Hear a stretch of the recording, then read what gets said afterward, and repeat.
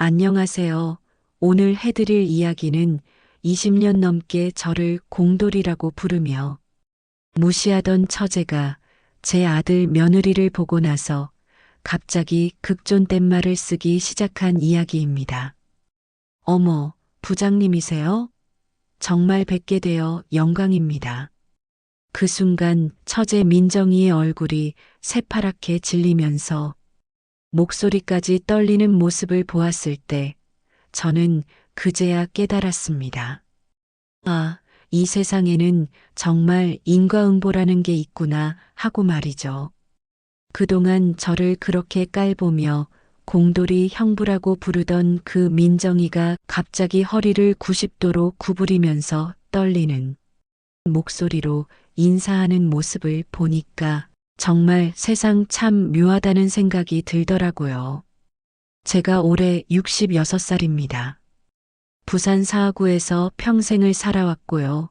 젊은 시절부터 지금까지 40여 년간 한 자동차 부품 공장에서 성실하게 일해온 평범한 가장이에요. 아침 6시에 일어나서 밤 9시에 집에 들어오는 게 제 일상이었고 주말에도 가끔 야근을 하면서 가족들 뒷바라지하느라 정말 열심히 살아왔습니다. 요즘 젊은 분들은 모르시겠지만 저희 세대에는 말이죠. 대학 못 나오고 공장에서 일한다고 해서 무시당하는 일이 참 많았어요. 특히 아내 친정 식구들한테서 그런 걸 많이 당했죠.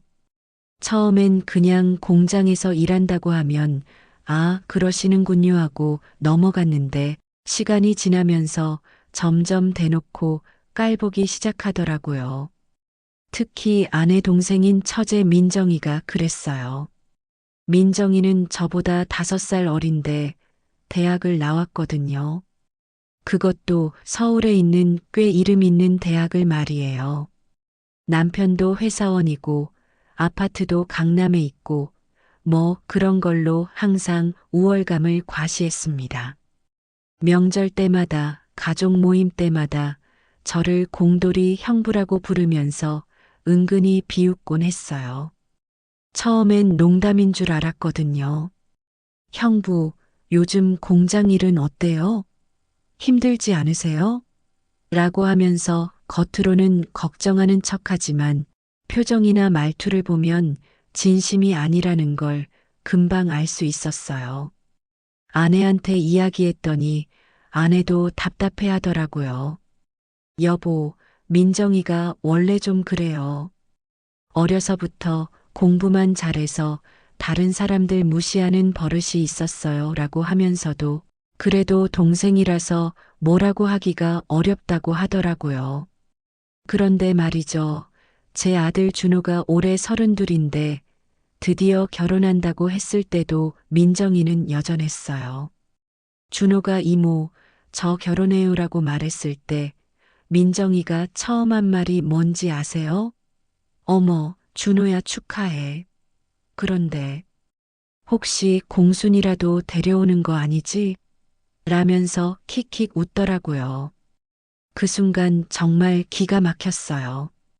준호 얼굴이 빨갛게 달아오르는 걸 보면서 아, 우리 아들도 아버지 직업 때문에 이런 소리를 들어야 하는구나 싶어서 마음이 정말 아팠습니다. 그래도 가족 관계를 생각해서 그냥 민정아, 농담이 심하다라고 넘어갔지만 속으로는 정말 화가 났어요. 그때만 해도 저는 그냥 또 시작이구나 싶어서 참았습니다. 이제 며느리까지 무시하려고 하는구나. 우리 집안이 공장 집안이라고 해서 말이에요. 하지만 정말 상상도 못했던 일이 벌어졌어요. 그날 준호가 여자친구를 데리고 집에 왔을 때 말이에요. 민정이도 마침 어머니 댁에 놀러 와 있었거든요. 준호가 어머니, 아버지, 소개해드릴 사람이 있어요 라고 하면서 문을 열고 들어왔는데 뒤따라 들어온 여자를 보고 민정이 얼굴이 순식간에 하얗게 질리더라고요. 어머, 부장님이세요? 그 순간부터 민정이의 말투가 완전히 바뀌었어요. 그렇게 건방지게 굴던 민정이가 갑자기 허리를 구부리면서 극존댓말을 쓰기 시작한 거예요. 정말 뵙게 되어 영광입니다. 이렇게 인사드리게 되다니. 라면서 완전히 다른 사람이 되어버렸어요. 알고 보니까 우리 며느리가 민정이가 다니는 회사의 상급자였던 거예요. 그것도 민정이가 평소에 우리 부장님은 정말 대단한 분이세요라고 입에 침이 마르도록 자랑하던 바로 그분이었던 거죠. 인생 살아보니까 알겠더라고요. 사람은 겉모습이나 직업으로 판단하면 안 된다는 말이 정말 맞다는 걸 말입니다. 그동안 저는 몰랐는데 우리 며느리가 그런 훌륭한 분이었구나 싶어서 정말 깜짝 놀랐거든요. 더 놀란 건 우리 며느리가 저한테 아버님께서 그렇게 성실하게 일해서 준호 오빠를 이렇게 바르게 키우신 거죠라고 하면서 저를 존경한다고 하더라고요. 그 순간 민정이 표정을 봤는데 정말 말로 표현할 수 없을 정도로 당황스러워 하더라고요. 그때까지 저를 그렇게 깔보고 무시하던 사람이 갑자기 자기가 그렇게 우러러보던 상사의 시아버지라는 걸 알게 되었으니까 말이에요. 오늘 이 이야기를 들려드리는 이유는 단순해요. 나이 들어서 깨달은 건데 사람을 무시하고 살면 언젠가는 부메랑이 되어 돌아온다는 거예요. 그리고 정말 훌륭한 사람일수록 겸손하다는 것도 말이죠. 우리 며느리를 보면서 정말 그런 걸 느꼈어요. 그럼 지금부터 천천히 들려드릴게요. 어떻게 해서 20년 넘게 저를 공돌이라고 부르던 처제가 하루아침에 저한테까지 극존댓말을 쓰게 되었는지, 그리고 그 과정에서 제가 느꼈던 감정들과 깨달음들을 말입니다. 정말 인생은 알 수 없는 것 같아요. 그럼 먼저 우리 처제 민정이가 어떤 사람인지부터 말씀드릴게요.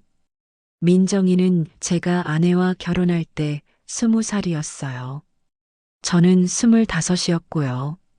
그때부터 지금까지 25년 넘게 알고 지낸 사이인데 솔직히 말하면 단 한 번도 편하게 느껴본 적이 없었어요. 민정이는 키도 크고 얼굴도 예쁘고 말하는 것도 똑 부러져서 어디 가서든 눈에 띄는 스타일이었거든요. 그런데 성격이 좀 그래요. 자존심이 엄청 세고 남을 깔보는 버릇이 있어요. 특히 자기보다 학력이 낮다거나 사회적 지위가 낮다고 생각하는 사람들한테는 정말 냉정했어요. 저는 고등학교까지만 나왔거든요. 그것도 가정 형편 때문에 간신히 졸업한 거였어요. 반면에 민정이는 서울에 있는 이화여대를 나왔어요. 그것도 경영학과를 전공해서 졸업하자마자 대기업에 취직했거든요. 지금 생각해 보니까 그때부터 이미 저를 무시하는 기색이 있었던 것 같아요. 처음 만났을 때가 생각나네요. 아내와 약혼식을 올리는 날이었는데 민정이가 저를 보더니 아내 귀에다 뭔가 속삭이더라고요. 나중에 아내한테 물어봤더니 언니, 형부 괜찮은 사람이야?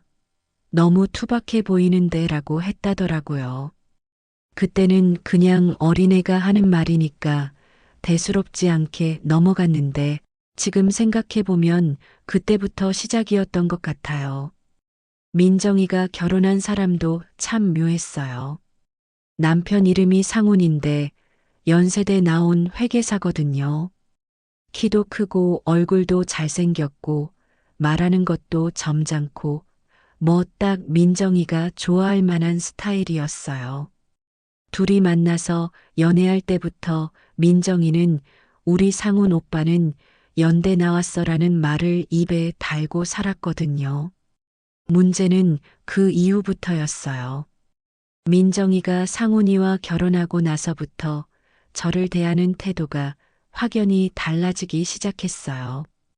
예전에는 그래도 형부라고 불렀는데 어느 순간부터 공돌이 형부라고 부르기 시작한 거예요. 처음 그렇게 불렀을 때가 기억나요. 아내 어머니 칠순 잔치 때였는데 친척들이 다 모인 자리에서 민정이가 큰 소리로 어머니, 공돌이 형부 안 왔어요? 라고 하더라고요. 그 순간 주변이 조용해졌어요. 모든 사람들이 저를 쳐다보는데 정말 얼굴이 화끈거렸어요. 아내가 민정아, 그렇게 부르면 안 된다고 했더니 민정이가 미안해요. 그런데 공장에서 일하니까 공돌이잖아요. 요즘은 다들 그렇게 불러요라고 하면서 전혀 미안해하지 않더라고요. 오히려 웃으면서 말하는 거예요. 그때부터 정말 힘들어지기 시작했어요. 명절 때마다 친척 모임에 가면 민정이가 저를 소개할 때 꼭 우리 형부는 공돌이에요라고 하더라고요. 공장에서 정말 열심히 일하세요라고 덧붙이긴 하지만 말투나 표정을 보면 칭찬이 아니라 무시하는 거라는 걸 알 수 있었어요. 더 짜증나는 건 자기 남편은 항상 과장해서 소개한다는 거예요. 우리 남편은 연대 나온 공인회계사예요. 요즘 회사에서 정말 인정받고 있어요 라면서 자랑하는 거예요. 그러면서 저한테는 형부도 공장에서 열심히 일하시니까 참 다행이에요 라고 하는 거죠. 겉으로는 칭찬하는 것 같지만 속뜻은 당신은 그 정도밖에 안 되니까 그것도 다행이다라는 뜻이었어요. 제일 화가 났던 건 우리 아들 준호 이야기할 때였어요. 준호가 초등학교 들어갈 때 민정이가 형부, 준호는 어느 학교 보낼 거예요? 혹시 공립학교 보내는 거 아니죠? 라고 하더라고요. 그러면서 우리는 사립초등학교 보내려고 하는데 역시 교육은 투자해야죠 라고 하는 거예요. 저희는 경제적으로 여유가 없어서 준호를 공립학교에 보낼 수밖에 없었거든요. 그런 상황을 뻔히 알면서도 그런 말을 하는 민정이를 보면서 정말 속이 끓었어요. 아내도 그때는 울먹이면서 민정이가 왜 저래라고 하더라고요. 그런데 더 가관인 건 준호가 중학생이 되었을 때예요. 준호가 공부를 정말 열심히 해서 전교에서 10등 안에 들었거든요. 그걸 자랑스럽게 이야기했더니 민정이가 어머, 준호 공부 잘하네? 그런데 혹시 아버지 직업 때문에 애가 위축되지는 않아? 라고 하더라고요. 그 말을 들은 준호 얼굴이 빨갛게 달아오르는 걸 봤어요. 그때 준호가 이모, 우리 아빠가 어때서요? 라고 반박하려고 하는데 민정이가 아니야, 아무것도 아니야. 이모가 그냥 걱정돼서 하는 말이야 라고 하면서 대수롭지 않게 넘어가더라고요. 하지만 그 이후로 준호가 아버지 직업 이야기를 할 때마다 조금씩 위축되는 게 보였어요. 친구들한테 우리 아버지는 회사 다녀라고 하더라고요. 공장이라고 말하기 부끄러워하는 것 같아서 정말 마음이 아팠어요. 민정이는 그런 게 전혀 미안하지 않은 것 같았어요. 오히려 형부, 요즘 공장 경기는 어때요? 힘들지 않으세요? 라고 하면서 겉으로는 걱정하는 척 했지만 눈빛이나 말투를 보면 동정하는 게 느껴졌거든요. 마치 가난한 사람이 참 불쌍한 애라는 식으로 말이에요. 제일 참기 힘들었던 건 명절 때 세뱃돈 주는 시간이었어요. 민정이는 항상 새 지폐로 많이 준비해서 우리는 이 정도는 줄 수 있어라는 식으로 과시하더라고요. 반면에 저희는 형편상 많이 줄 수가 없었는데 민정이가 형부네는 공장 다니니까 힘들죠? 우리가 대신 더 줄게요라고 하는 거예요. 겉으로는 도와주는 것 같지만 사실은 우리를 무시하는 거였어요. 모든 친척들 앞에서 우리는 돈이 있지만 너희들은 없다는 걸 과시하는 거였거든요.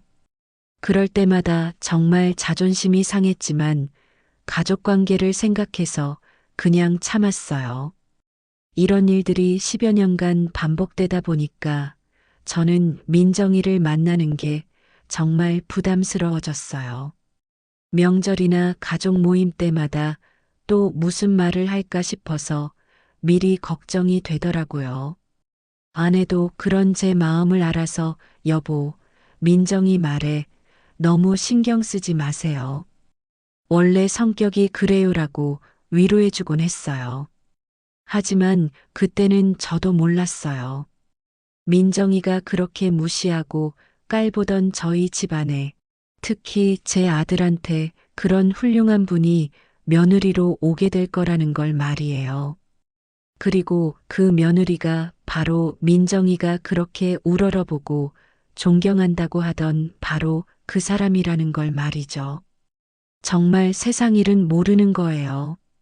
그때는 그저 참고 견디기만 하면 되는 줄 알았는데 하늘이 다 보고 있었나 봐요. 민정이가 저희를 무시한 만큼 나중에는 그 몇 배로 부끄러운 일을 당하게 될 줄은 꿈에도 생각 못 했거든요. 이런 이야기를 하려면 제 어린 시절부터 말씀드려야 할 것 같아요. 저희 집이 왜 이렇게 어려웠는지, 그리고 제가 왜 공장에서 일하게 되었는지 말이에요. 저는 7남매 중에서 넷째였어요. 위로 누나 둘, 형 하나 있고, 아래로는 남동생 둘, 여동생 하나 있었거든요. 아버지는 부산 영도에서 고기잡이 배를 타셨는데, 그때는 지금처럼 장비도 좋지 않고 고기도 잘 안 잡혀서 수입이 일정하지 않았어요. 어떨 때는 한 달 넘게 바다에 나가서 고생해도 빈손으로 돌아오는 일이 많았거든요. 어머니는 집에서 남의 집 빨래를 받아서 하시거나 생선가게에 나가서 일용직으로 일하셨어요. 그래도 7식구가 먹고 살기에는 턱없이 부족했죠. 특히 저희가 모두 학교에 다닐 나이가 되니까 학비며 책값이며 감당하기가 어려웠어요. 그때는 지금처럼 의무 교육이 잘 되어 있지도 않았고, 가난한 집 아이들은 학교 대신 일을 나가는 게 당연하게 여겨졌거든요. 저도 중학교까지는 어떻게 마쳤는데, 고등학교에 들어가면서부터는 정말 힘들어지기 시작했어요. 고등학교 1학년 때였나 어머니가 저를 부르시더라고요. 준수야, 미안하다. 너만 고생시키는 것 같아서라고 하시면서 눈물을 글썽이시는 거예요. 그때 어머니 말씀이 형은 공부를 너무 못해서 포기했는데 너는 성적이 괜찮으니까 고등학교라도 마쳐라고 하셨어요. 그래서 저는 고등학교 다니면서 동시에 일도 했어요.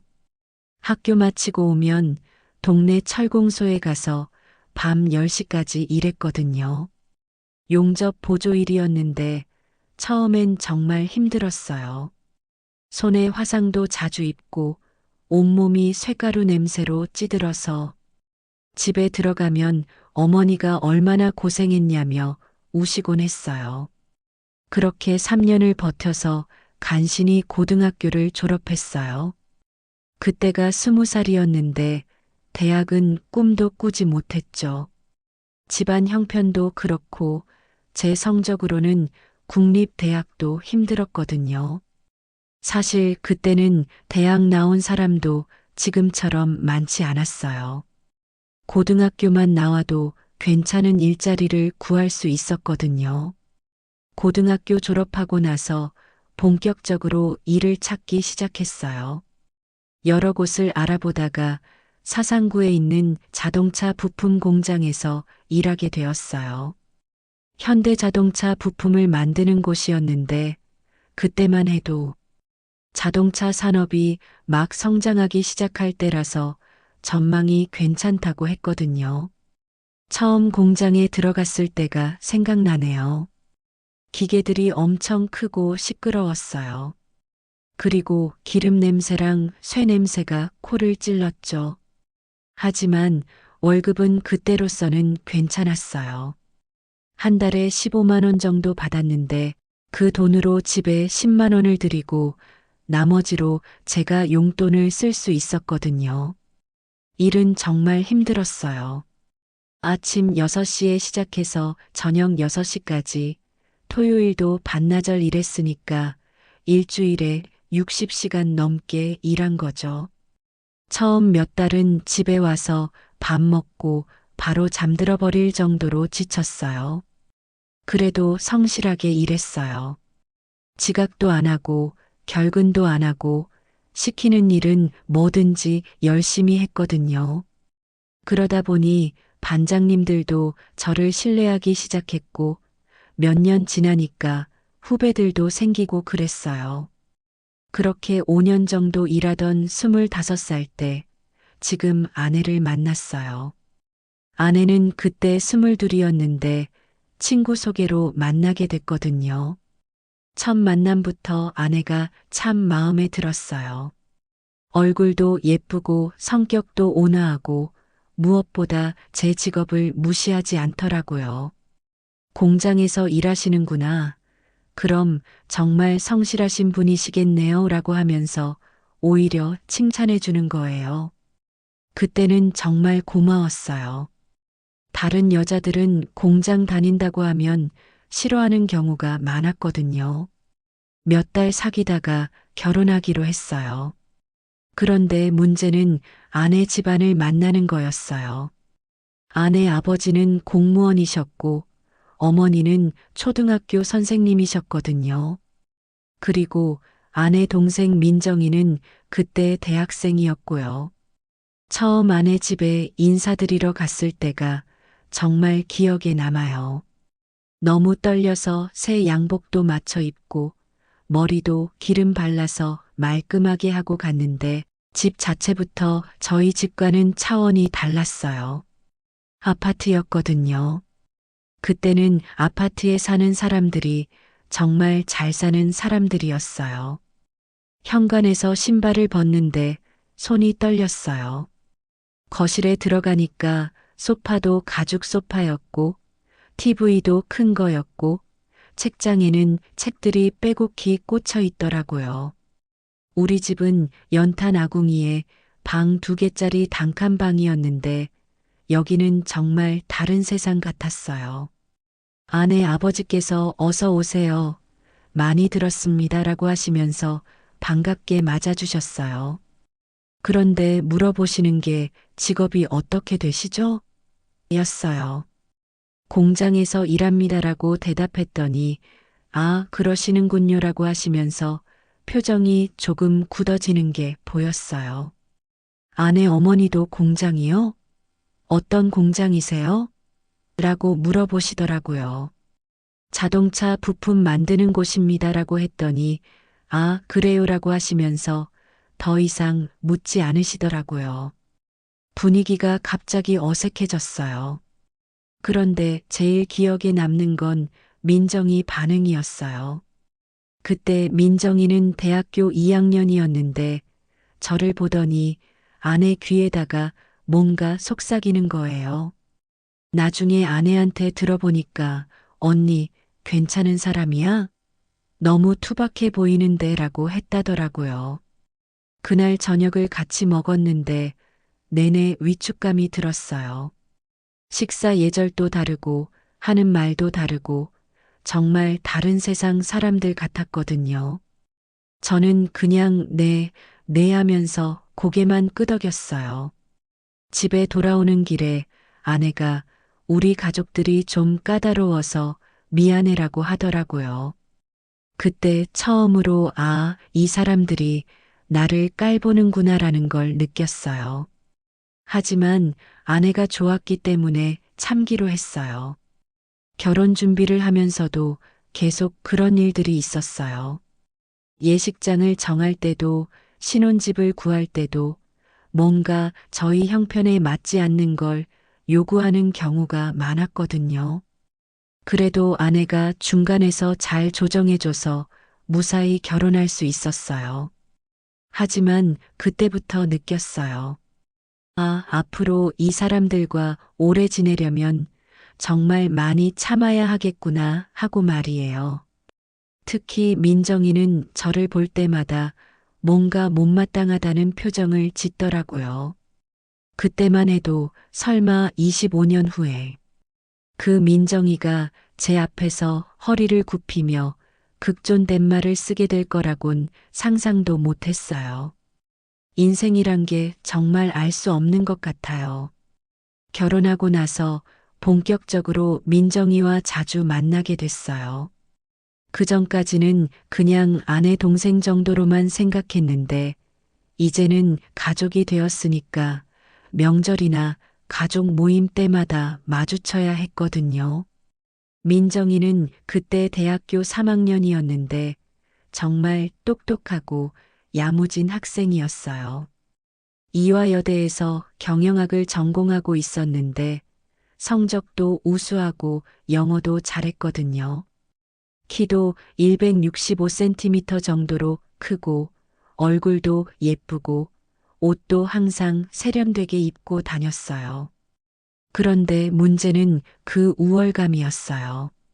자기가 공부를 잘하고 대학생이라는 걸 항상 은근히 과시했거든요.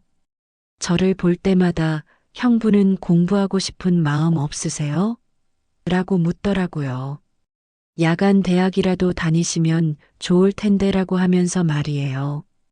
처음에는 그냥 관심에서 하는 말인 줄 알았어요. 그래서 아니다, 민정아. 형부는 일하는 게 바빠서라고 대답했더니, 아, 그렇긴 하죠. 공장에서 일하시니까 힘들겠어요 라고 하더라고요. 그런데 말투가 뭔가 동정하는 것 같았어요. 민정이가 대학교 4학년이 될 때쯤에는 더 심해졌어요. 취업 준비를 하면서 저는 대기업에 들어갈 거예요. 요즘 시대에는 학벌이 정말 중요해요라고 하면서 저를 흘끔흘끔 쳐다보더라고요. 마치 당신은 학벌이 없으니까 그 정도밖에 못하는 거조라는 식으로 말이에요. 그해 추석 때였나 정말 기억에 남는 일이 있었어요. 친척들이 다 모인 자리에서 민정이가 저 내년에 삼성전자에 지원할 거예요 라고 자랑하더라고요. 그러더니 갑자기 저한테 형부는 어떤 회사에 다니세요? 라고 묻는 거예요. 자동차 부품이라는 곳에서 일해라고 대답했더니 아, 그래요? 거기 큰 회사인가요? 라고 하면서 전혀 모르겠다는 표정을 짓더라고요. 그러면서 저는 삼성전자 같은 대기업에 들어가고 싶어요. 역시 회사도 이름값이 있어야죠라고 하는 거예요.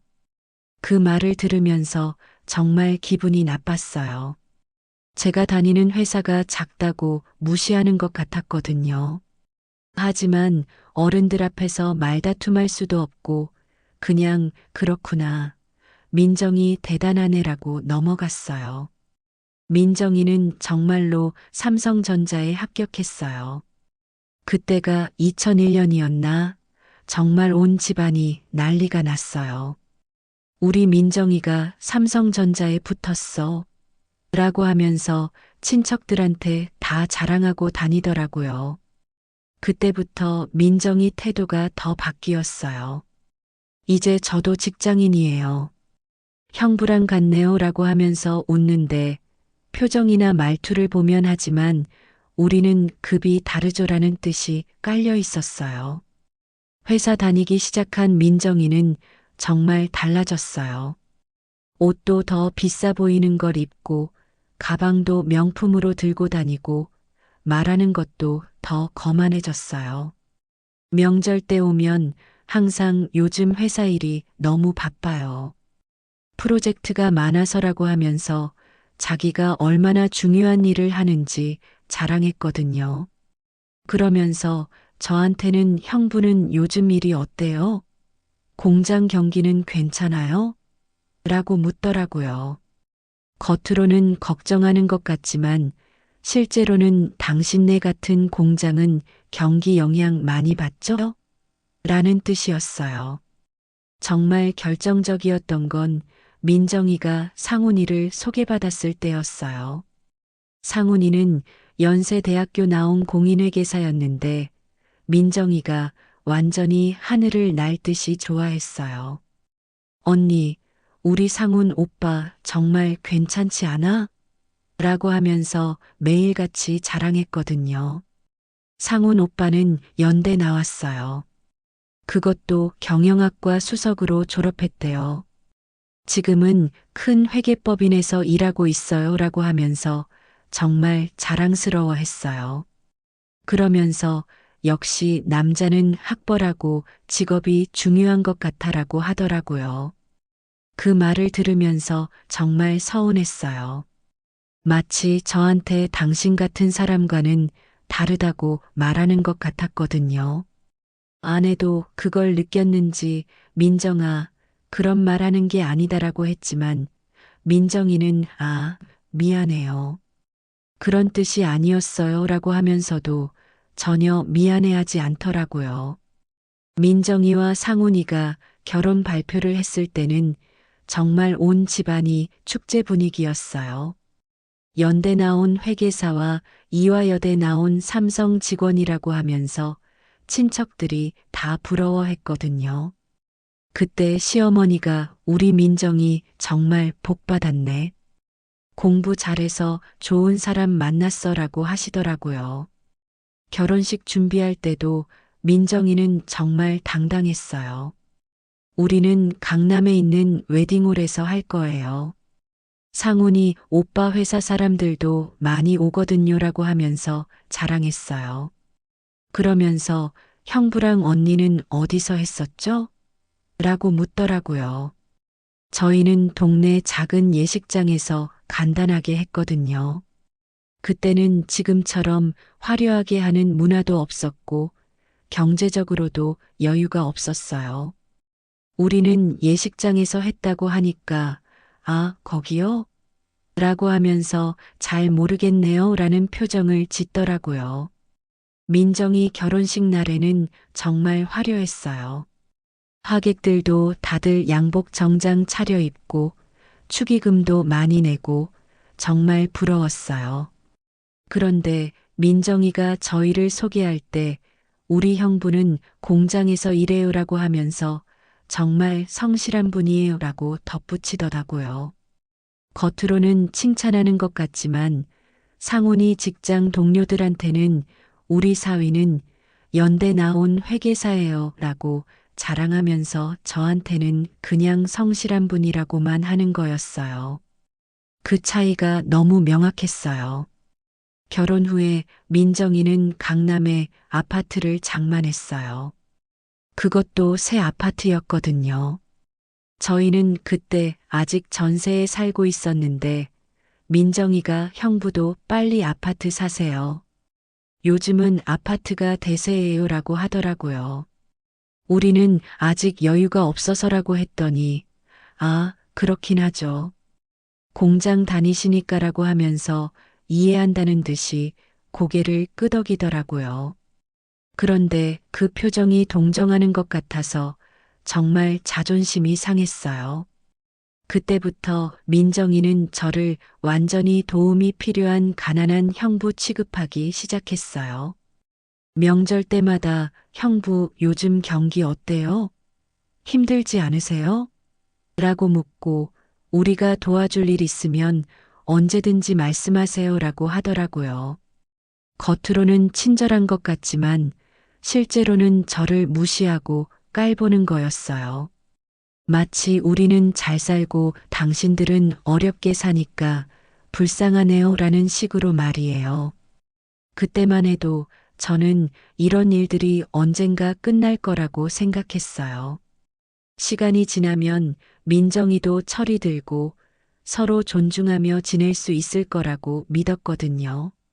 하지만 오히려 시간이 지날수록 더 심해질 줄은 몰랐어요. 민정이가 결혼하고 몇 년 지나니까 정말 노골적으로 저를 무시하기 시작했어요. 특히 공돌이 형부라는 호칭을 아무렇지도 않게 쓰더라고요. 처음에는 농담처럼 시작했는데 나중에는 진짜로 제 이름 대신 그렇게 부르는 거예요. 2005년 설날이었나 정말 기억에 남는 일이 있었어요. 시댁에서 온 가족이 모였는데 민정이가 상훈이 부모님을 처음 데려온 거였어요. 인사를 하는 자리에서 민정이가 저를 소개하면서 어머니, 아버지, 이분이 우리 공돌이 형부예요라고 하더라고요. 그 순간 정말 얼굴이 화끈거렸어요. 상훈이 부모님도 아, 그래요? 라고 하시면서 어색해 하시는 게 보였거든요. 저는 얼른 안녕하세요. 저는 준수라고 합니다라고 인사했는데 민정이가 형부는 공장에서 일하세요. 정말 성실하신 분이에요라고 덧붙이더라고요. 그때 상훈이 아버지가 아, 어떤 공장이세요? 라고 물어보셨는데 민정이가 먼저 대답했어요. 자동차 부품 만드는 곳이에요. 뭐 그런 곳들이 많잖아요 라고 하면서 대수롭지 않게 넘어가더라고요. 마치 별거 아닌 작은 공장이라는 식으로 말이에요. 그날 저녁 식사 때도 마찬가지였어요. 상훈이 어머니가 요즘 경기가 어떠세요? 라고 물어보시니까 민정이가 아, 공장 쪽은 경기 영향을 많이 받아요. 형부도 요즘 좀 힘드시죠? 라고 하는 거예요. 저는 그렇지 않다고 말하려고 했는데 민정이가 계속 말을 이어가더라고요. 우리 상훈이는 회계사라서 경기랑 상관없이 안정적이에요. 역시 전문직이 좋은 것 같아요라고 하면서 자랑하는 거였어요. 그러면서 저를 보고 형부도 뭔가 기술을 배우시면 좋을 텐데라고 하더라고요. 그때 정말 화가 났지만 참았어요.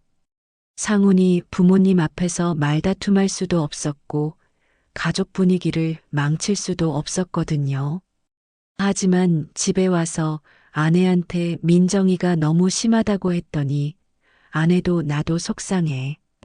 그런데 어떻게 해라고 하더라고요. 더 심한 건 우리 아들 준호 이야기할 때였어요. 준호가 초등학교 3학년 때 학예회에서 주인공 역할을 맡았다고 자랑했더니 민정이가 어머, 준호 연기 잘하네? 라고 하더라고요. 그러다가 갑자기 그런데 다른 애들 아빠들은 뭐 하시는 분들이야? 라고 묻는 거예요. 글쎄, 여러 가지 일하시는 분들이 있지라고 대답했더니 혹시 준호가 아빠 직업 때문에 위축되지는 않아? 라고 하더라고요. 그 말을 듣고 정말 기가 막혔어요. 아직 어린 준호가 있는 자리에서 그런 말을 하는 거예요. 준호가 이모, 우리 아빠 왜 그래요? 라고 묻자 민정이가 아니야. 아무것도 아니야. 이모가 그냥 걱정돼서라고 하면서 넘어가더라고요. 하지만 준호 표정이 어두워지는 걸 봤어요. 그때부터 준호가 아빠 직업 이야기를 꺼려하기 시작했거든요. 준호가 중학생이 되었을 때는 더 심했어요. 성적이 반에서 5등을 했다고 자랑했더니 민정이가 와, 준호 진짜 똑똑하네. 그런데 특목고 같은데 갈 생각 있어? 라고 묻더라고요. 저희 형편으로는 사교육비도 부담스러운데 특목고는 꿈도 못 꾸는 일이었거든요. 우리는 일반고 보낼 생각이야 라고 했더니 아, 그렇구나. 그래도 준호 머리 좋으니까 아깝네라고 하더라고요. 그러면서 우리 아이들은 나중에 외고나 특목고 보낼 거야. 역시 투자해야지라고 하는 거예요. 그 말을 들은 준호가 엄마, 우리는 왜 특목고 안 보내줘? 라고 묻더라고요. 아내가 우리 형편으로는 힘들어라고 설명했지만 준호가 실망하는 표정을 보면서 정말 마음이 아팠어요. 민정이는 이런 식으로 계속 저희를 무시했어요. 명절 때마다 새 옷 입고 와서 이거 백화점에서 샀어요. 좀 비싸긴 하지만 품질이 좋아요라고 자랑하고 형부네도 가끔은 백화점에서 쇼핑해 보세요라고 하더라고요. 저희는 그때 대부분 동대문이나 남대문 시장에서 옷을 샀거든요. 백화점은 너무 비싸서 엄두도 못 냈어요. 우리는 시장에서 사라고 했더니, 아, 그렇죠. 실용적이긴 해요라고 하면서 이해한다는 듯이 고개를 끄덕이더라고요. 세뱃돈 줄 때도 마찬가지였어요. 민정이는 항상 새 지폐로 많이 준비해 왔어요. 조카들한테 줄 때마다 이모가 많이 줄게라고 하면서 과시하더라고요. 반면에 저희는 형편상 많이 줄 수가 없었는데 민정이가 괜찮아요. 우리가 대신 더 줄게요라고 하는 거예요. 겉으로는 도와주는 것 같지만 사실은 우리는 돈이 있지만 너희들은 없다는 걸 모든 친척들 앞에서 과시하는 거였어요. 그럴 때마다 정말 자존심이 상했지만 아이들을 위해서라도 참을 수밖에 없었어요. 준호가 고등학생이 되었을 때는 더욱 노골적이었어요. 준호야, 대학은 어디 갈 생각이야? 라고 묻더니 혹시 아빠처럼 공장 갈 생각은 아니지? 라고 하는 거예요. 그 순간 준호 얼굴이 빨갛게 달아올랐어요. 저는 대학 갈 거예요 라고 준호가 대답하자 민정이가 그렇지. 요즘 시대에는 대학은 기본이야. 이모처럼 좋은 대학 가려면 공부 열심히 해야 해라고 하더라고요.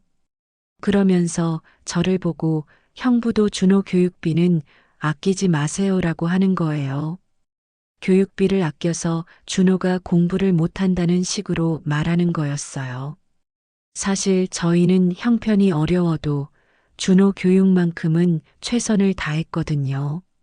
학원비도 아끼지 않았고 참고서나 문제집도 사달라고 하면 무조건 사줬어요.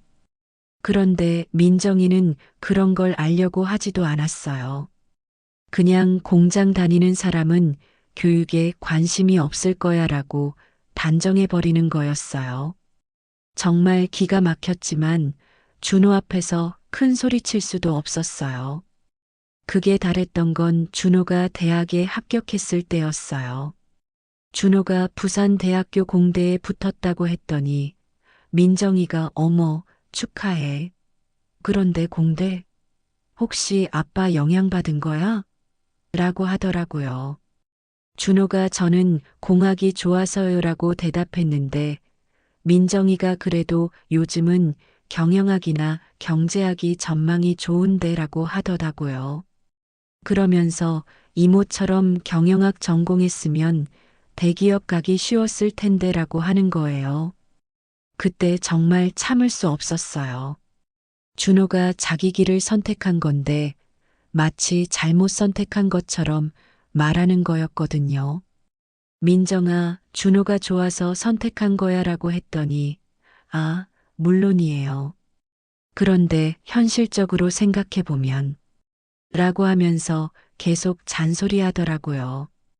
이런 일들이 20년 넘게 계속되었어요.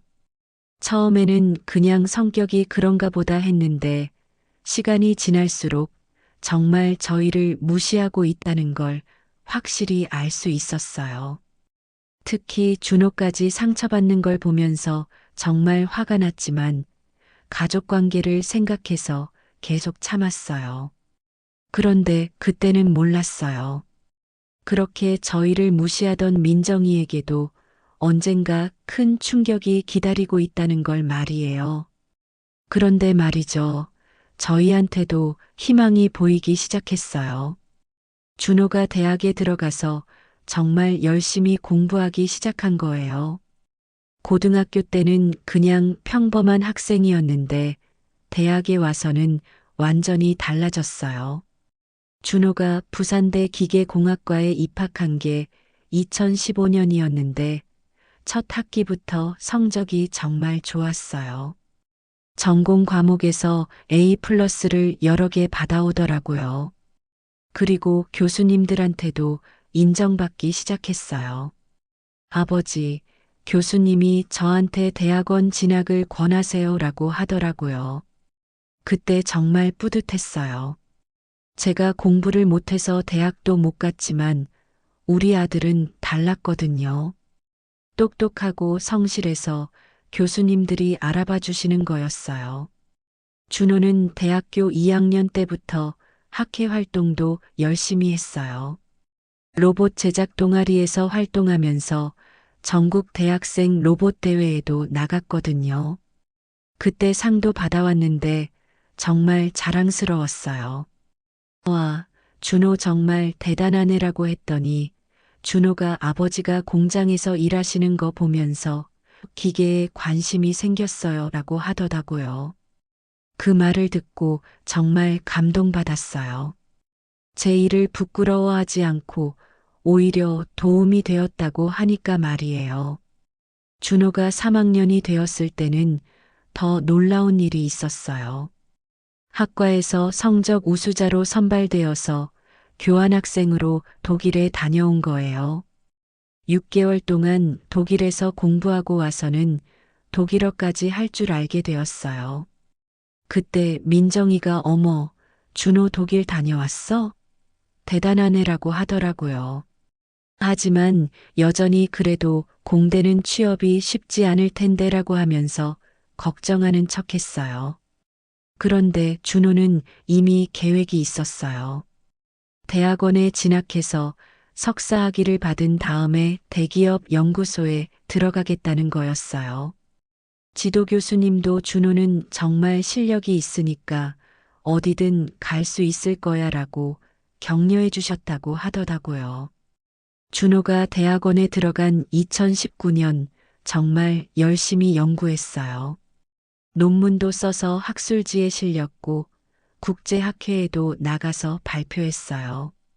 그런 준호를 보면서 정말 뿌듯했지만 한편으로는 걱정도 되었어요. 준호야, 너무 무리하지 말아라고 했더니 아버지, 저는 괜찮아요. 하고 싶은 일 하고 있어서 재미있어요 라고 하더라고요. 그리고 나중에 좋은 회사 들어가서 아버지 모시고 싶어요 라고 하는 거예요. 그때 정말 눈물이 날 뻔했어요. 이렇게 훌륭한 아들을 키웠다는 것 자체가 제 인생 최대의 성과였거든요.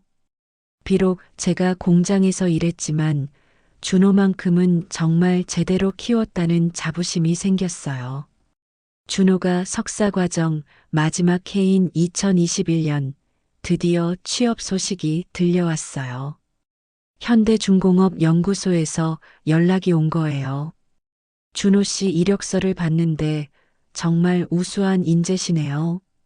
면접 보러 오세요라고 하더라고요.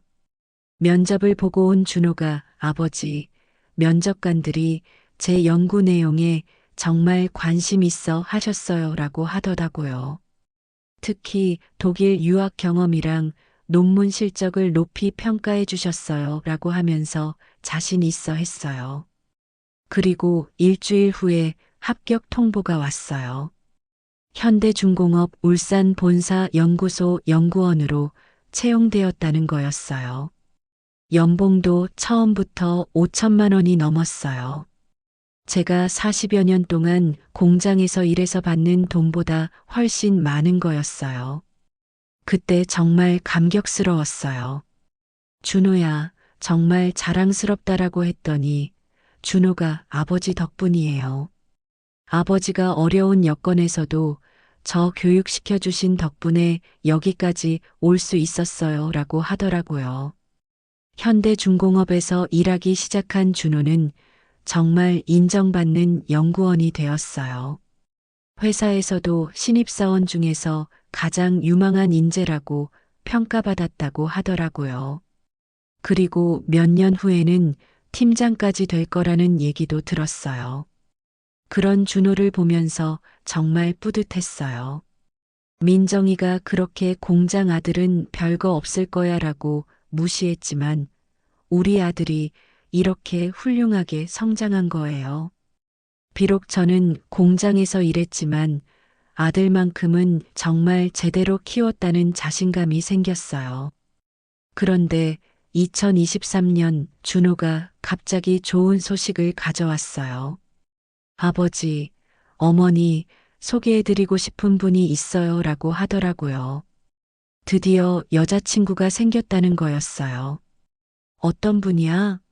라고 물어봤더니 정말 좋은 분이에요. 의사 선생님이세요 라고 하더라고요. 그것도 서울대학교 의과대학을 나온 분이라고 하더라고요. 처음에는 믿을 수 없었어요. 서울대 의대를 나온 분이 우리 준호를 왜? 라고 물어봤더니 준호가 아버지, 그분이 제 연구 내용에 정말 관심이 많으세요. 의료용 로봇 개발하는 게 제 전공이거든요 라고 하더라고요. 알고 보니까 그분이 정형외과 의사인데 의료용 로봇에 대해서 공부하고 있었다고 해요. 그러다가 준호 논문을 보게 되었고 학회에서 만나서 알게 되었다는 거였어요. 그분 이름이 뭐야? 라고 물어봤더니 유미선이라고 해요. 정말 똑똑하고 착한 분이에요 라고 하더라고요. 그러면서 곧 집에 모시고 와서 인사드릴게요 라고 하는 거예요. 솔직히 말하면 걱정도 됐어요. 서울대 의대를 나온 분이 우리 같은 집안을 어떻게 생각할까 싶어서 말이에요. 특히 제가 공장에서 일한다는 걸 알면 어떻게 반응할까 싶었거든요. 그런데 준호가 아버지 걱정하지 마세요. 미선이한테 이미 다 말했어요. 아버지가 공장에서 성실하게 일하셔서 저를 여기까지 키워주셨다고 자랑했어요 라고 하더라고요. 그 말을 들으면서 정말 고마웠어요. 준호가 제 일을 부끄러워하지 않고 오히려 자랑스러워한다니 말이에요. 그리고 그런 준호를 이해해주는 여자친구도 정말 훌륭한 분 같았어요. 하지만 민정이한테는 아직 말하지 않았어요. 준호가 이모한테는 나중에 말할게요. 일단 할머니, 할아버지께 먼저 인사드리고 나서라고 하더라고요. 아마도 민정이 반응이 어떨지 뻔히 알고 있었던 것 같아요. 그때만 해도 저는 몰랐어요. 민정이가 그렇게 우러러보고 존경한다던 바로 그 사람이 우리 며느리가 될 거라는 걸 말이에요. 그리고 그 사실을 알게 된 민정이가 어떤 반응을 보일지도 상상조차 못했거든요. 드디어 그날이 왔어요. 준호가 여자친구를 데려온다고 한 날 말이에요. 2024년 3월 둘째 주 일요일이었는데 정말 떨렸어요. 서울대 의대를 나온 분이라니 어떤 분일지 상상도 안 됐거든요. 아내는 며칠 전부터 대청소를 하더라고요. 여보, 의사 선생님이 오시는데 집이 이래도 돼? 라고 하면서 정말 열심히 청소했어요. 저도 새 셔츠를 샀어요. 첫인상이 중요하니까 말이에요. 그런데 하필이면 그날 민정이도 어머니 댁에 놀러 왔더라고요. 상훈이는 회사 일 때문에 못 왔고 민정이만 혼자 온 거였어요. 아내가 민정아, 오늘 준호가 여자친구 데려와라고 말했더니 민정이가 눈을 반짝이더라고요. 어머, 정말? 어떤 애야? 예뻐? 라고 묻더니 갑자기 저를 보면서 씩 웃는 거예요. 형부, 드디어 공순이 데려오는 거예요? 라고 하더라고요. 그 순간 정말 기가 막혔어요. 민정아, 그런 말 하는 게 아니다라고 아내가 말렸는데 민정이가 농담이에요. 그런데 진짜 어떤 애야? 혹시 공장 딸? 라고 하면서 킥킥 웃더라고요. 의사야라고 아내가 대답했더니 민정이 표정이 순간 굳어지더라고요. 의사? 정말? 어느 대학 나왔는데? 라고 묻더라고요. 서울대 의대래라고 하니까 민정이가 뭐? 서울대 의대?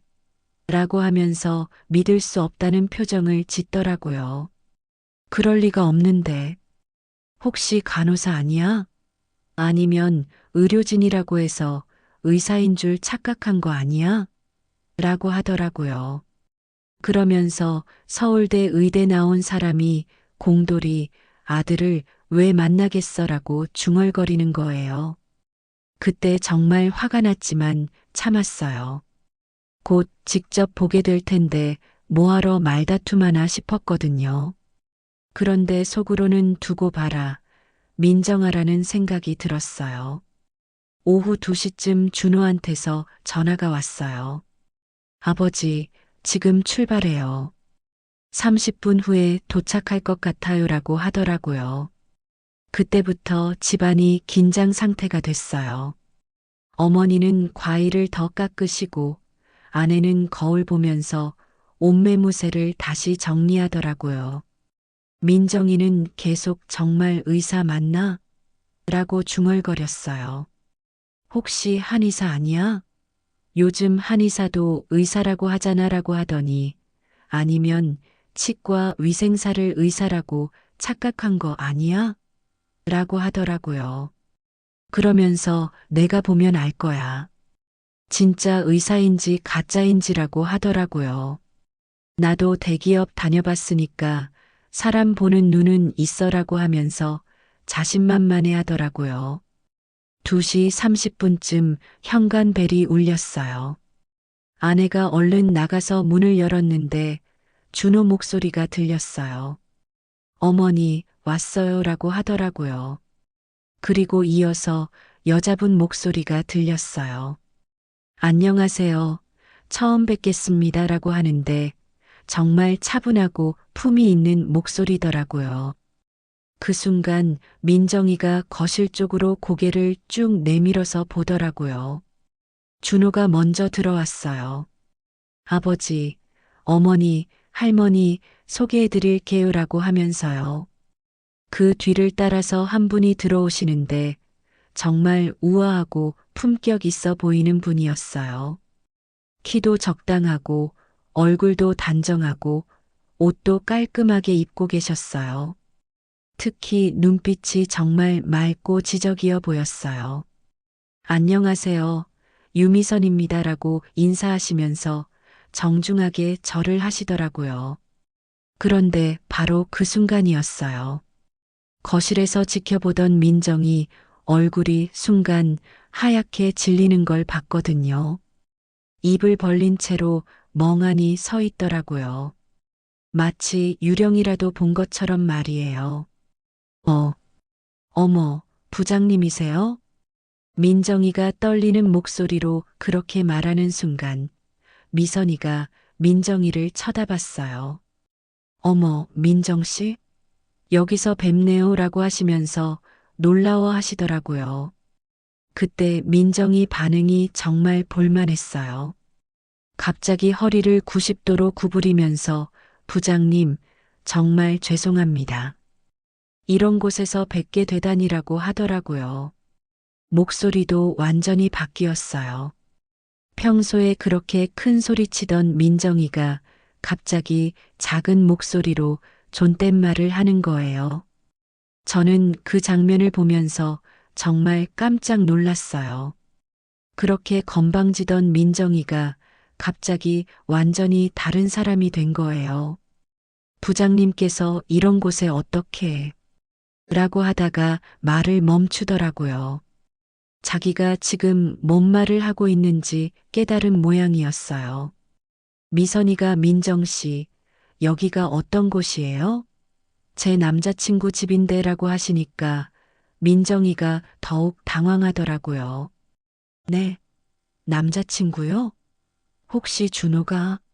라고 하면서 믿을 수 없다는 표정을 지었어요.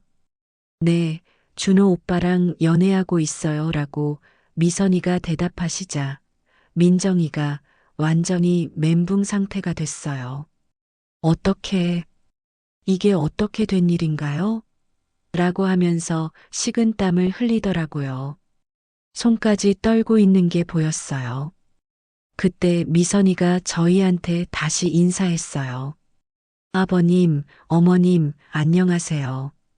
준호 오빠한테 정말 많이 들었어요. 라고 하시면서요. 특히 저한테 아버님께서 그렇게 성실하게 일하셔서 준호 오빠를 이렇게 훌륭하게 키우셨다고 들었어요. 라고 하시더라고요. 그 말을 들으면서 정말 감동받았어요. 공장에서 일하는 저를 무시하지 않고 오히려 존경한다고 하시는 거예요. 과찬이십니다라고 했더니 아니에요. 정말 대단하세요. 준호 오빠 같은 훌륭한 아들을 키우신 걸 보면 얼마나 훌륭한 아버님인지 알 수 있어요. 라고 하시더라고요. 한편에서는 민정이가 계속 이게 어떻게 된 일이에요? 라고 중얼거리고 있었어요. 자기가 그렇게 우러러보던 회사 부장님이 자기가 그렇게 무시하던 공돌이 조카의 여자친구라는 걸 믿을 수 없었던 거죠. 미선이가 민정 씨, 오랜만이에요. 회사에서는 어때요? 라고 인사하시자 민정이가 네, 네, 덕분에 잘 지내고 있습니다. 라고 하면서 완전히 존댓말로 바뀌었어요. 평소 같으면 반말로 떠들썩하게 이야기했을 텐데 말이에요. 그러더니 갑자기 저한테 와서 형부, 정말 죄송합니다라고 하는 거예요. 25년 만에 처음으로 제대로 된 사과를 하는 거였어요. 그동안 제가 너무 무례했습니다라고 하면서 진짜로 미안해 하더라고요. 미선이가 민정 씨, 준호 오빠 고모시죠? 그럼 저희가 인연이 있네요 라고 하시자 민정이가 네, 네, 정말 영광입니다 라고 하면서 어쩔 줄 몰라 하더라고요. 그렇게 당황하는 민정이를 처음 봤어요. 그날 저녁을 같이 먹으면서 분위기가 완전히 바뀌었어요. 미선이는 정말 자연스럽게 가족들과 어울리시면서 이런저런 이야기를 나누시더라고요. 할머님, 음식이 정말 맛있어요 라고 하시면서 어머니를 기쁘게 해드리기도 했어요. 반면에 민정이는 완전히 위축되어 있었어요. 평소 같으면 온갖 질문을 하고 간섭했을 텐데 그날은 정말 조용했어요. 가끔 부장님, 이것도 드세요라고 말씀드리는 정도였어요. 정말 극적인 반전이었어요. 아침에는 공순이 데려오는 거냐며 비웃던 민정이가 저녁에는 자기 상사 앞에서 고개 숙이고 있으니까 말이에요. 세상에 이런 일이 있을 수 있나 싶었어요. 그때 제 마음도 복잡했어요. 속이야 시원했지만 한편으로는 민정이가 불쌍하기도 했거든요. 그렇게 자신만만하던 사람이 갑자기 이렇게 위축되는 걸 보니까 말이에요. 하지만 동시에 생각했어요. 아, 이제야 민정이도 사람을 함부로 무시하면 안 된다는 걸 깨달을 수 있겠구나 하고 말이에요. 이런 일을 겪어봐야 정말 사람이 바뀔 수 있을 것 같았어요. 미선이는 정말 훌륭한 분이었어요. 그날 저녁 내내 가족들을 편안하게 해주시려고 노력하시더라고요. 특히 민정이에게도 민정 씨, 너무 격식 차리지 마세요라고 하시면서 배려해 주시는 모습이 정말 감동적이었어요. 그날 밤 미선이와 준호가 돌아간 후에 민정이가 저한테 다시 사과했어요. 형부, 정말 죄송해요. 그동안 제가 정말 못됐어요 라고 하면서 울먹이더라고요. 인생이 정말 한순간에 바뀔 수 있구나 싶었어요. 그동안 참았던 모든 게 이 순간을 위한 거였나 싶기도 하고요. 정말 하늘이 다 보고 있었나 봐요. 그 이후로 민정이는 완전히 달라졌어요. 다음 날부터 저한테 전화해서 형부, 그동안 정말 죄송했습니다라고 계속 사과하더라고요. 제가 너무 철없었어요. 앞으로는 정말 조심하겠습니다라고 하면서 말이에요. 사실 저는 그런 사과를 받고 싶지 않았어요. 진심에서 우러나온 게 아니라 미선이 때문에 어쩔 수 없이 하는 소리라는 걸 알고 있었거든요. 하지만 그래도 25년 만에 처음으로 저한테 제대로 된 존댓말을 쓰는 민정이를 보니까 묘한 기분이 들었어요. 그 주 금요일에 미선이가 저희 집에 또 놀러 왔어요. 준호와 함께 오신 건데 이번에는 정말 편안하게 대해 주시더라고요. 아버님, 저 이번에 논문 쓰는데 준호 오빠 도움 많이 받고 있어요 라고 하시면서 준호를 자랑해 주시기도 했어요. 의료용 로봇 분야에서 준호 오빠만큼 실력 있는 사람 찾기 어려워요. 정말 똑똑하고 성실해요라고 하시는데 정말 뿌듯했어요. 제 아들을 그렇게 인정해 주시니까 말이에요. 그런데 그날 하필 민정이가 또 어머니 댁에 왔더라고요. 미선이를 보자마자 허리를 구부리면서 부장님, 안녕하세요. 이렇게 또 뵙게 되어 영광입니다라고 하더라고요. 정말 180도 달라진 모습이었어요. 미선이가 민정 씨, 너무 격식 차리지 마세요.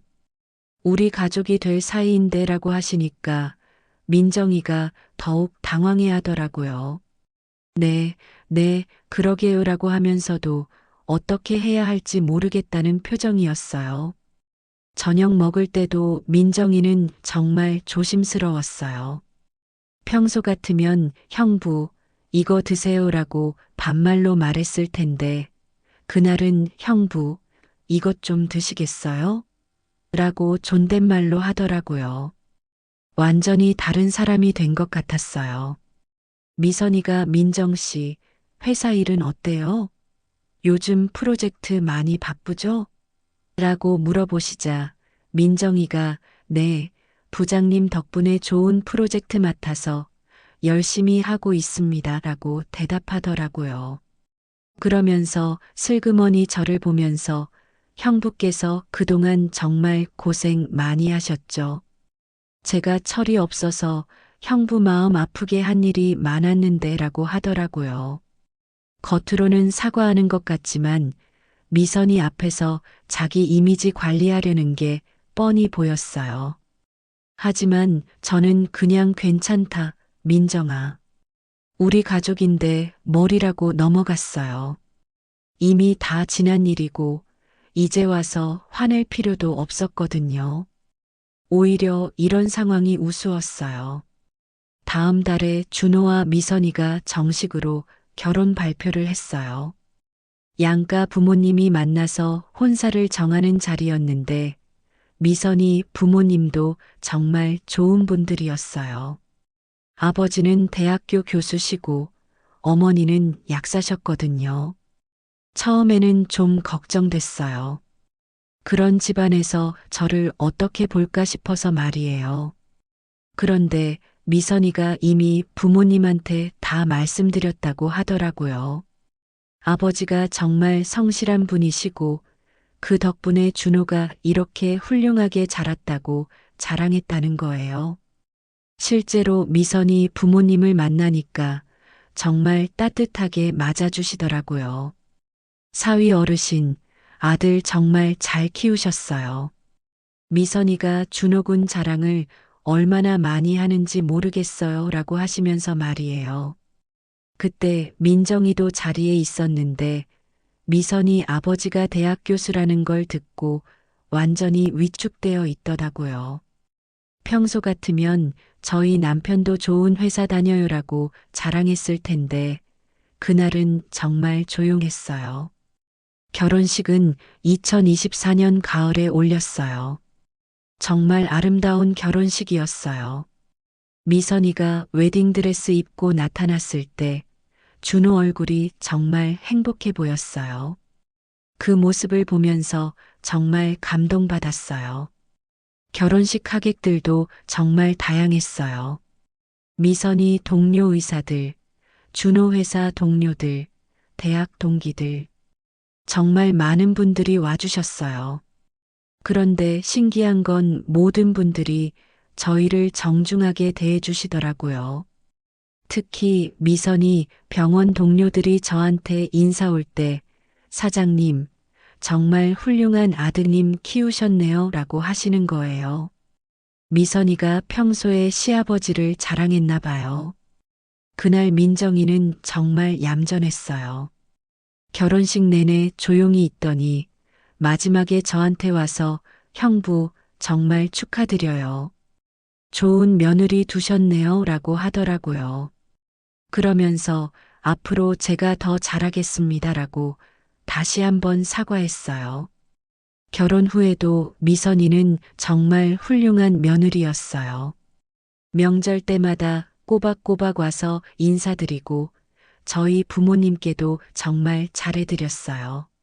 아버님, 어머님 덕분에 좋은 남편 만났어요 라고 하면서 항상 고마워했거든요. 그런 미선이를 보면서 정말 다행이다 싶었어요. 돈이나 지위가 아니라 마음이 따뜻한 사람을 며느리로 맞은 게 말이에요. 반면에 민정이는 계속 어색해했어요. 가족 모임 때마다 미선이를 보면 부장님이라고 부르면서 극존댓말을 쓰는 거예요. 미선이가 이모, 편하게 해주세요라고 해도 여전히 어색해 하더라고요. 지금 생각해 보니까 정말 인생이 아이러니해요. 25년 동안 저를 무시하던 민정이가 결국 제 며느리 앞에서 고개 숙이게 될 줄 누가 알았겠어요. 그것도 자기가 그렇게 우러러보던 상사 앞에서 말이에요. 하지만 저는 민정이를 원망하지 않아요. 오히려 고마운 마음이 더 커요. 민정이가 그렇게 무시해준 덕분에 저는 더 단단해졌고 준호도 더 열심히 살게 됐거든요. 결과적으로는 좋은 일이 된 셈이에요. 그리고 무엇보다 이 일을 통해서 정말 중요한 걸 깨달았어요. 사람은 학력이나 직업, 돈으로 판단하면 안 된다는 거예요. 정말 중요한 건 그 사람의 마음가짐이고 인품이라는 걸 말이에요. 저는 비록 공장에서 일했지만 성실하게 살았어요. 그리고 그 성실함이 준호에게 전해졌고 준호가 훌륭한 사람으로 자랄 수 있었던 거예요. 미선이도 그런 준호의 마음을 알아봐 준 거고요. 요즘 젊은 분들한테도 말씀드리고 싶어요. 남을 무시하거나 깔보지 마세요. 겉으로 보기에는 별것 아닌 것 같아도 그 사람만의 가치가 있어요. 그리고 언젠가는 그 가치가 빛을 발할 날이 올 거예요. 특히 부모님 직업으로 친구들을 판단하지 마세요. 정말 중요한 건 그 사람이 얼마나 성실하고 착한지예요. 저희 준호도 아버지 직업 때문에 상처받은 적이 있었지만 결국은 그 모든 걸 이겨내고 훌륭한 사람이 됐거든요. 그리고 무엇보다 항상 겸손하세요. 민정이처럼 남을 무시하고 우월감에 빠져 있으면 언젠가는 큰 코 다칠 수 있어요. 정말 훌륭한 사람일수록 겸손하다는 걸 미선이를 보면서 확실히 알았어요. 인생은 정말 한순간에 바뀔 수 있어요. 그러니까 절망하지 마시고 묵묵히 자기 길을 가세요. 언젠가는 보상받을 날이 올 거예요. 지금 우리 가족은 정말 행복해요. 준호와 미선이도 잘 살고 있고 민정이도 예전보다 훨씬 겸손해졌어요. 모든 게 제자리를 찾은 것 같아서 정말 다행이에요. 여러분도 어려운 일이 있을 때 포기하지 마세요. 성실하게 살다 보면 언젠가는 좋은 날이 올 거예요. 그리고 남을 무시하지 말고 항상 겸손한 마음으로 사세요. 그게 제가 이 나이에 깨달은 인생의 지혜예요. 오늘 영상 재밌게 보셨다면 구독과 좋아요 부탁드립니다.